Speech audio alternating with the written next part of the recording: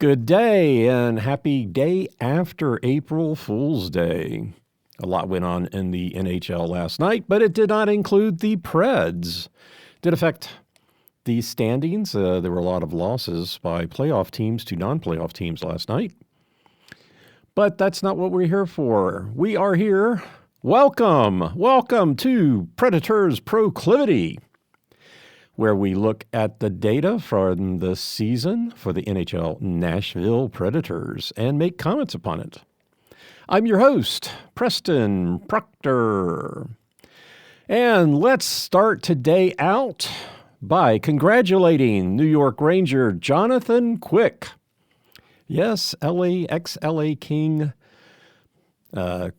superior goaltender Jonathan Quick. Congratulations for becoming the winningest U.S.-born goaltender last Saturday night, getting his 392nd victory. 392nd victory after the Rangers beat the Arizona Coyotes 8-5.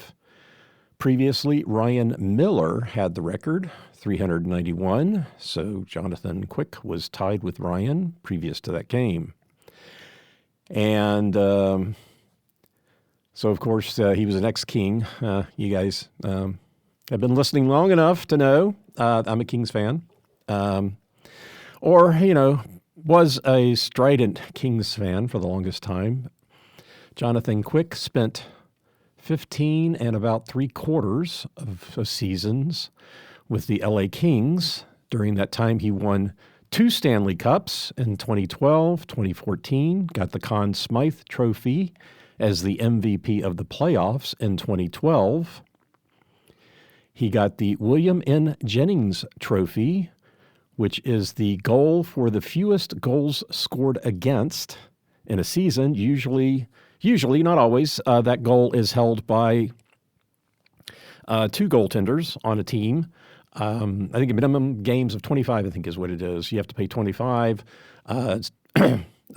Quick, in both of those years, the backup goaltenders did not play enough to be on the to get the award, so he won it by himself in 2014, the year that the Kings won their 2nd Stanley Cup, and in 2018. He was traded to Anaheim, where he spent a quarter of a season and won another Stanley Cup, and then he was traded to the Rangers, or picked up by the Rangers. I forget which. I think probably traded, but I guess I should know before I sit down in front of the microphone. Anyhow, so what he did win, 2 Stanley Cups, the Conn Smythe Trophy, the Williams Jennings Trophy twice, but what he has not won is the Vezina Trophy. I started doing my research yesterday on this. That's going to be an upcoming podcast. There is definitely a bias against the Pacific Division. I'll just tell you that right now. And even the Oilers. When the Oilers won, 4 Stanley Cups, in a stretch of 6 years, 5 of which Edmonton won 4 Stanley Cups and Calgary won 1. In a stretch of 6 years when 5 teams from the Pacific Division, or at least the Western Conference, won the Stanley Cup, who won the Vezina Trophy? Eastern Conference goaltenders. Anyway, that's an upcoming podcast, a little flavor there. And I will move on. So congratulations to Jonathan Quick. If the Preds don't win the Stanley Cup this year, I hope you get your name on it for a 4th time. And take that, Blake. Rob Blake. Take that, Rob Blake. Blake. Anyway, not a fan of Rob Blake. I did not care for him when he was a player for the Kings. Felt like at the end of games, when the Kings were down, he found a way to wind up in the penalty box. That's what I remember about him. And then as captain, he sat out so that he could be traded to Colorado because he wanted to go win a Stanley Cup. Now, that's what your captains do. So, anyway, congratulations, Jonathan Quick. That's what we're here to do, not complain about the management at the Kings. Okay, so congratulations, Jonathan Quick. Tonight's game for the Nashville Predators is at home, and the opponents are the Boston Bruins. They are 43, 17, and 15. 43 wins, 17 losses, and 15 overtime losses. They are tied with Islanders for the most overtime losses in the league. That's a lot. On the road, they are 28 and 9. 28 and 9. And the Bruins are first in the Atlantic Division with 101 points. They have secured a playoff spot. They are tied for third in the league with Carolina, 2 points behind Dallas and 3 behind the Rangers. All of these teams have 7 games left. The team with the highest points at the end of the regular season is awarded the President's Cup. I'm not going to get back into the slewing things against the Western Conference. Moving on. Okay. The Boston Bruins are 2 points ahead of Florida in their division. Florida is second in the division. They are tied on the number of games left. Third in the division is Toronto. Boston is 6 points ahead of Toronto. They have a game in hand. So it looks like it's going to come down to Boston and Florida, but you can't really rule Toronto out, especially after the Preds beat Boston tonight. Boston is, in their last 10 games, 6-4. 6-4 in their last 10 games, alternating wins and losses over their last 4 games, most recently beating Washington 3-2 in a shootout. Tonight's game is the 5th game of a 6-game road trip for the Bruins, who are 2-2 on this road trip so far. At the trade deadline, the Bruins did make two trades, only 2. They received defenseman Andrew Peeke, not sure, Pweeke, from Columbus for defenseman Jakub Zboril and a third-round 2027 pick. Minnesota traded them forward Pat Maroon for forward Luke Toporowski for a conditional 6th-round pick in 2026.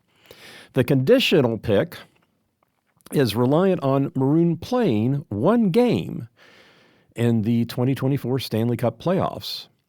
He's in the last year of a 2-year contract. He'll be an unrestricted free agent at the end of the season. But all he has to do is play 1 game. I'm not exactly sure why that is a restriction, but I didn't look to see if he was a player that got injured a lot or was injured most of the year. I don't really care. This is not the podcast for how is Pat Maroon doing, but that was an interesting condition on the trade on the pick. So if he plays 1 game in the Stanley Cup playoffs this year, then Minnesota will get a conditional 6th rounder in 2026. So interesting. I've never spent a lot of time delving into the conditions on some of these picks. It's kind of interesting. Anyhow, the Predators, the Nashville Predators, they are 43, 27, and 4. 21, 15, and 1 at home. In their last 10 games, they are 7-2 and 1. And they lost their last 2, both on the road. They are 16-2 and 2 since February 16th. So these last 2 losses didn't feel very good. The Preds are still doing well. I was hoping they would turn things around the other night against Colorado. I hope that what happened was not the turnaround and the direction that they are heading, but either way, they're playing Boston tonight. So, Boston is the first game in this 2-game homestand. St. Louis visits Nashville on Thursday. After that is a 2-game road trip against the Islanders and the Devils. And then for the last 4 games of the season, they alternate home and away. They finish the season away. The Preds are 4th in the Central Division with 90 points. They are 6 points now behind Winnipeg. Nashville has a game in hand. Dallas leads the division with 103 points, followed by Colorado at 100, who are 4 points ahead of Winnipeg. So Winnipeg was on a losing streak. They won last night. They're 4 points behind Colorado, 7 points behind Dallas. Excuse me. So there's about 7 games left. 7 games left. Winnipeg is 7 points behind Dallas. So I would kind of have to believe that Winnipeg is no longer in the conversation for the division winner. But you never know. They went on a losing streak. They lost 6 of their previous games, lost 6 straight before beating LA last night. So who knows? They could still be in the conversation. I'm looking at Winnipeg right now as an opportunity for the Preds to be in the 3rd spot in the division, and relegating Winnipeg to a wild card spot. But either way, I think Nashville, Winnipeg are going to be in the playoffs. Of course, we still have games to play. They have not secured their position yet. The Preds are in the first wild card spot, 3 points ahead of LA, who lost last night. And they are even on games played with LA. Vegas is tied with the Preds in points and games remaining. So LA is 3 points behind Vegas and even on number of games left. I still am looking for LA to overtake Vegas, but we will see. The Preds are 6 points ahead of the Blues. The Preds have a game in hand. Minnesota is next behind St. Louis, down by 5 points with 2 games in hand. 2 games in hand. If the playoffs started today, the Preds would be matched up with Vancouver. The Canucks are 3 points behind Dallas with a game in hand. Dallas, Colorado, and Vancouver have all secured a playoff spot. Arizona, Anaheim, Chicago, and San Jose have been eliminated. Seattle is 12 points out of a playoff spot with 8 games left. Calgary is 14 points out with 9 games left. So you know how I do my calculation is if you have more points to gain or more points out than you have games left, I consider you out of the playoffs, which is why I would look at the Winnipeg and say, well, I guess they're close. They're 7 points behind Dallas. They have 7 games left. So, on the edge, living on the edge. Minnesota is the next team I expect to be counted out of the playoffs because they are 8 points out with 9 games left. So they haven't quite hit my metric yet, but they're close. Currently, if the Preds were to tie with either LA or Vegas, Nashville does hold the edge in a higher regulation wins. It's RW when you look at the standings. Regulation wins, that means wins in regulation. So shootouts, overtime wins, removed from the calculation, and that's just a straight number on how many times they won in regulation. Nashville has won 35 times in regulation, LA 32, and Vegas 31. Excuse me, I was feeling good till I came into the studio. When it comes to Winnipeg, Winnipeg does have the regulation win advantage over the Preds, 40-35. 40-35. And the wins in regulation or overtime, regulation and overtime wins, the acronym is ROW. Regulation and overtime wins. Winnipeg has 44. The Preds have 41. So it's looking like if it comes down to a tie with Winnipeg, Winnipeg is going to have the advantage. If the Preds are in a tie with either LA or Vegas, right now it looks like the Preds would have the advantage. So if they tie, the Preds tie with either LA or Vegas, for the number one wild card spot, they'll get the number one wild card spot. So it's looking pretty good there. All right, that's the playoff look for now. Tonight's matchup. Tonight is the second and final game with Boston this year, and the only home game against Boston for the Preds.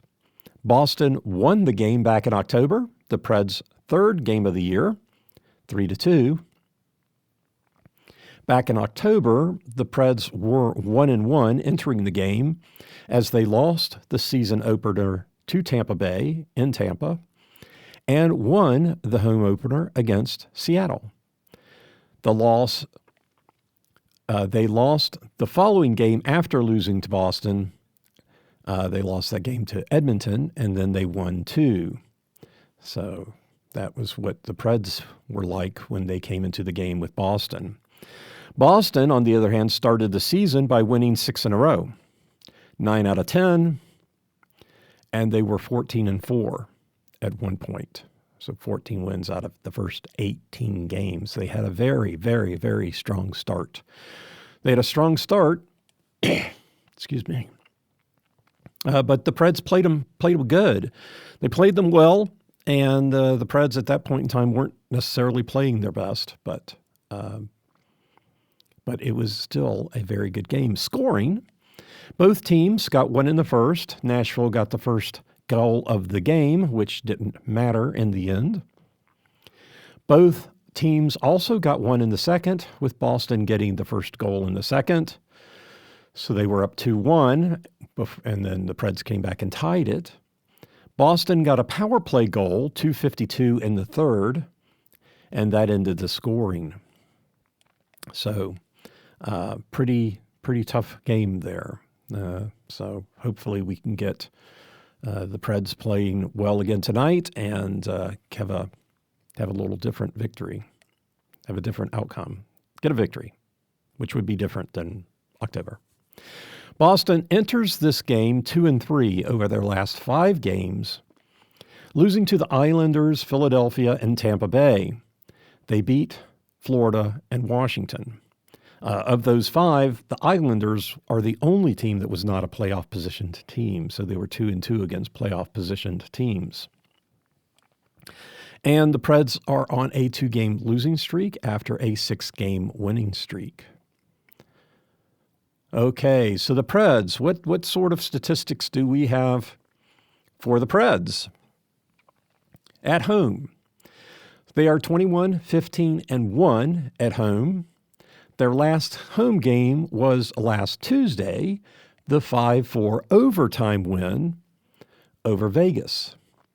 They lost the first period, 3-0. Thus, they did not get the first goal of the game. They tied the second period, 1-1, and won the third, 3-0, and then they won the game in overtime, 40 seconds in. So they lost one period, they tied one period, and they won 2 periods. And remarkable about that game, it was the first home game of the year where the Preds lost the first period, and won the game. So before that, if they had lost the first period, they lost the game. Now, granted, it was only 8 games, so it's not, the hugest sort of data set, statistically irrelevant sometimes, you might say. But it was a trend, a proclivity, one may say. I say the proclivity. So at home, if they do happen to win the first period, they are 11-3-1. Losing the first, they are now 1-8-0. 1, like that 1. 1-8-0 and 9-4 if they tie. If they tie the second period, like they did against Vegas, they are 11-2-0. Winning the third, 15-1-0. So that all sounds good. If they don't get the first goal, they are now 6-10. They have a great record if they do get the first goal. So 6-10 if they don't. So not getting it is not as big of a factor. When they lose one period, like they did against Vegas, they are 4-5. When they tie one period, 11-10. So losing one period, tying one period, that's pretty much even money right there. Winning 2 periods, 12-0. That is one of the things that I think is kind of interesting. Maybe it makes a lot of sense, but if you win 2 periods, you win the game. If the Preds lose 2 periods, they lose the game. There's only one circumstance this year where the Preds lost 2 periods and won the game. The thing is that they won 2 periods as well. So they lost the first and second, won the third period enough to tie the game, and then they won in overtime. So they won 2 and they lost 2. Losing 2 periods and winning 1 period is not, at least for the Preds, I don't know about historically in the NHL, but for the Preds and for this season, if they only win 1 and they lose the other 2, they're going to lose the game. So why don't we just get the first goal, win the first 2 periods, and be done with it? That's what I say. I mean, come on, guys. All right, so they're 12-0 if they win 2 periods. At home, their record by period, again, this is winning the period, like we were just talking about, not winning the game. So at home, in the first period, they are 15-9-13. 15-9-13, which is, skewed towards winning and tying. When they win, they're actually 12-3-7 in the first period, and when they lose, they're 4-8-4. So that's their record in the first period. The second period, those of you frequently listen to this podcast know that's why I started. One of the 2 reasons why I started looking into these numbers, because I felt like at home the Preds were not very successful in the second period. And in the second period, they are 10-14-13. So more likely to lose or tie the second period at home than to win it. When they win the game, they are 15-5-5 in the second period. When they lose, they're 2-12-3. So I think the second period can be a real a period of note, let's just say. The third period, overall, at home, they are 16-10-11. That changes to 12-1-9 when they win. And when they lose, 1-12-2. So that's, it's looking, pretty strong there. The second and third periods, second period, if they lose the game, they're 2-12-3 in the second period and 1-12-2 in the third. You could say, well, in the third period, that makes sense because they lose the third period. Maybe they came in on a tie, and then they win. And that's one of the things I can start looking at is overall record going into the second period and how that affects the third period. And overtime, overall, they're 5-1 at home. They are 1-0-2 in overtime. And that's not right. I got something wrong there. So, but anyhow, so the second period, third period, the second period, definitely they need to kind of bear down. It's considered a long change period since they're playing offense on the side of the ice where their bench is, which means that when they are on defense, they are further away from their bench. So it's supposed to be a hard change, especially for the defenseman who is on the other side. So from the bench, because it's hard to get them off the ice and replace them. But still, everybody has the same situation. The rules of hockey on that have been set for a while. So that's going to happen. It's not like you're caught by surprise. So they have to work and get better at that. So the first goal, the second reason why I started this podcast, the announcers were talking about, it's a tough day for me here in the studio.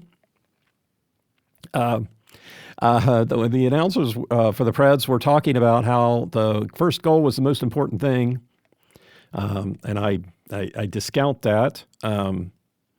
But if the Preds get the first goal, they are 3-1 more likely to win, or at least when they get the first goal, they've got a 3-1 advantage, winning over losing. For the opponents, it's about 2-1. It was 6-10. It was 5-10. It was exactly 2-1, but they won the other night. Ha! Go ahead, take that first goal. We're going to beat you in overtime. They are 15-5-1 at home when they get the first goal. So, that's pretty good. 6-10 if they don't. That's not so bad. The Preds didn't get the first goal against Vegas. They had to rally in the third period. Wow, what a third period. And so their record by period, since they did not get the first goal against Vegas, I'll start there.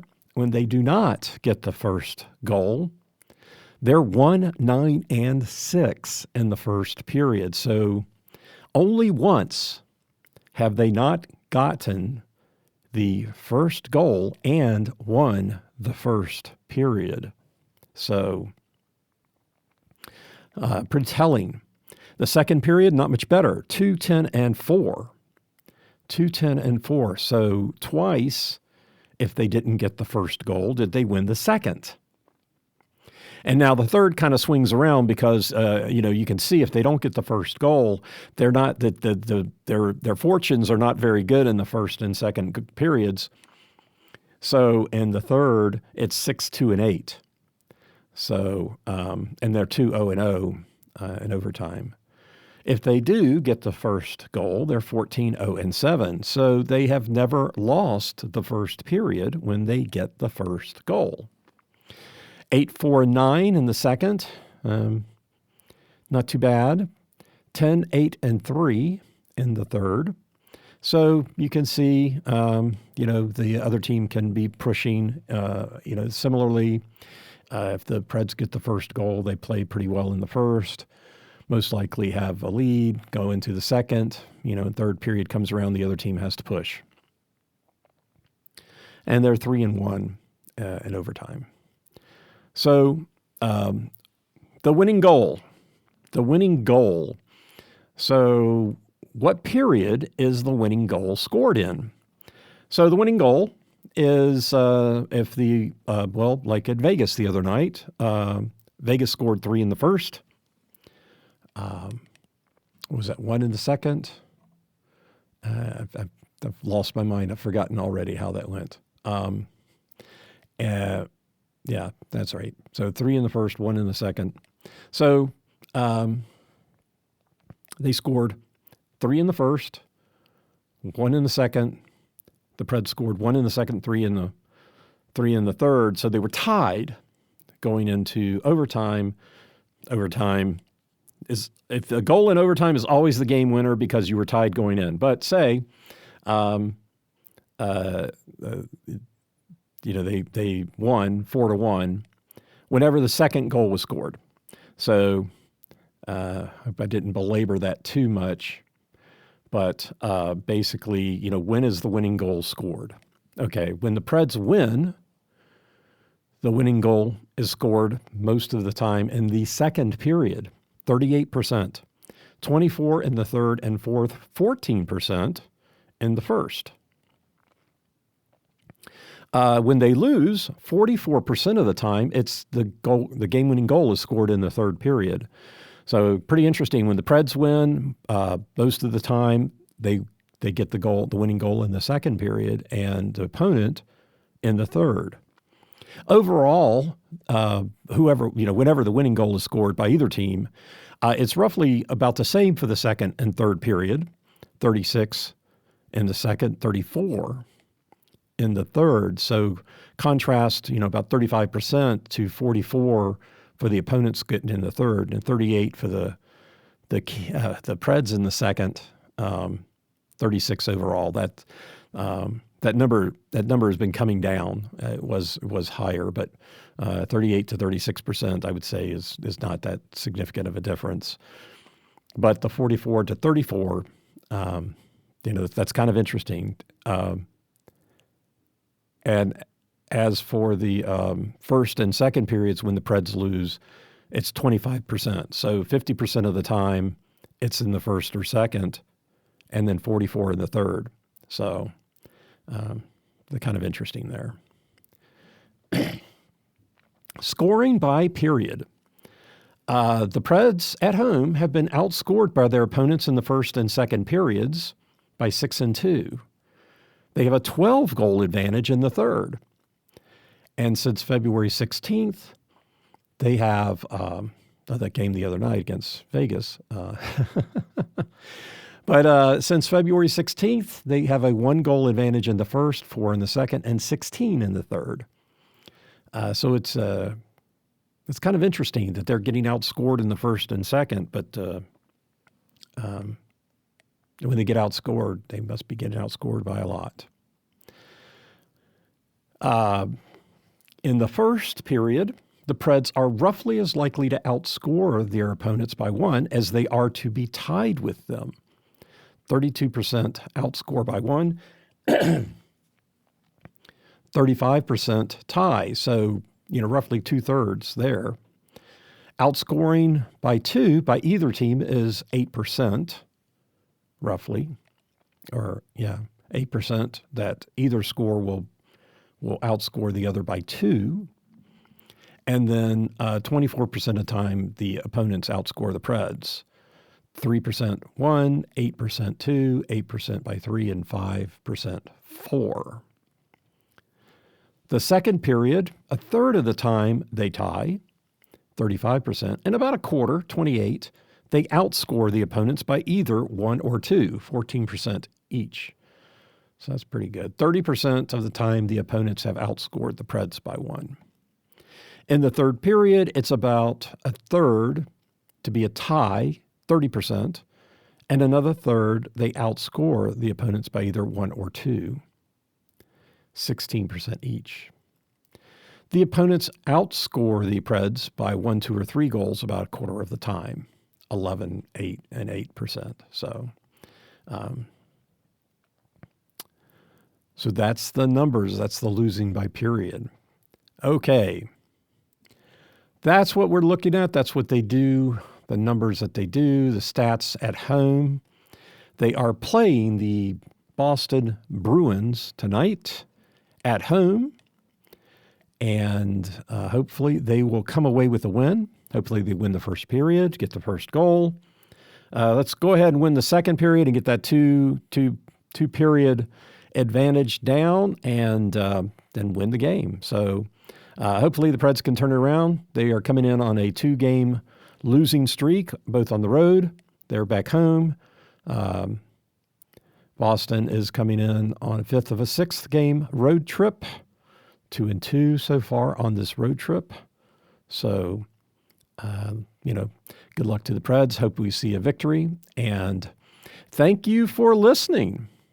I'm Preston Proctor, and this is Predators Proclivity.